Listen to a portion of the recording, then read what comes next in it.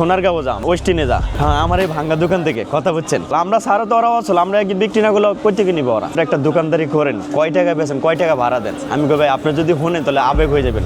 কিভাবে? আমি কি যে মাসে 50,000 টাকা দোকান ভাড়া দিই, মনে করেন একটা হালাই চালে 1-2 লাখ টাকা সেল দেওয়া যায়। আর আপনার মনে করেন যে আমরা যে পাতাগুলো বিক্রি করি কারো চোখে না, এগুলো ছাড়া 5 স্টার বড় বড় হোটেল আছে না, সোনারগাঁও, ওয়েস্টিন, রূপসী বাংলা, আমরা এগুলো বিক্রি না করলে ওরা তো আসল, কারণ ওরা কই থেকে নিবে? এগুলো তো বিক্রি করি আমরা। এই ভাঙ্গায় ছোট দোকান থেকে এগুলো নিয়ে চালা ওরা।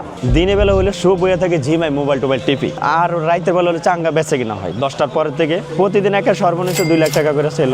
অনেকজন আয় বলে তোমার দোকানে তো 10,000 টাকার মালই নাই, তুমি 2 লাখ টাকা সেল দাও কিভাবে? কত হলো মালটা তো আপনার রাত্রে আসে, কারণ বাজারের ব্যবসাটা হলো রাত্রে বেলা। বিদেশি দেশ সময় আসে, যদি বাঙালি না আসে আমাদের মতো বুঝি না, পরে আইয়া মানে ডিশ এগুলো বলে 20 5 মানে 1 কিলো, মানে আবার আপনার যে চাইনিজ পাতা আছে 1 পিস মানে কত, মানে ইংলিশে বলে। কথা বলছেন, হ্যাঁ সবাই হাসে, মানুষ সব জমা জায়গা ওরা আসলে ওরা মনে করেন যে বাঙালি যে আসে ইংলিশে কথা বলে, হাই কিরে। আমার কাছে মনে করেন কাস্টমার আসে, আমি মনে করি আমার কাছে সবাই বড় লোক। কেউ 1 কেজি ক্যাপসিকাম নেই, কেউ একটা ক্যাপসিকাম নেই, 1 পিস।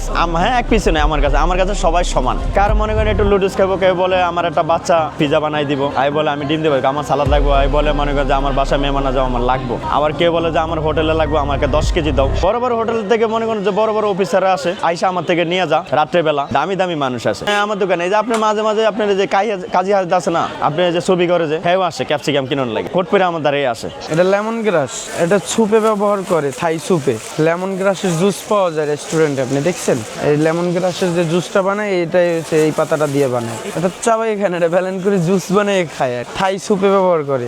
স্বাদটা তো আপনি অনুভব করবেন খাওয়ার পরে, না খাইয়ে কিভাবে অনুভব? সচরাচর তো চিনে না মানুষ মনে করে এটা ধান গাছ, গাছপালা নিয়ে আইছেন, এগুলা কি খায় মানুষ? অনেক মানুষ এগুলা তো চিনে না এখনো। কি বলি, এগুলা তো তারে বুঝিয়ে দেয় আর এগুলো প্রায় জিনিসই চাইনিজ আইটেম, তো এগুলা বাঙালিরা একটু কমই চিনে, একদমই চিনে না বলতে এখানে তো এরকম তেমন আইটেম নাই, বহুত আইটেম আছে যেগুলা চিনে না। এই যে বড়কলি, এগুলো অনেক মানুষ গ্রামের মানুষ চিনে না। এটা ফুলকপির মতোই ভিন্ন জাত আর কি, স্বাস্থ্যসম্মত খাবার। এটা ক্যান্সারের জন্য মহা উপকার আর কি।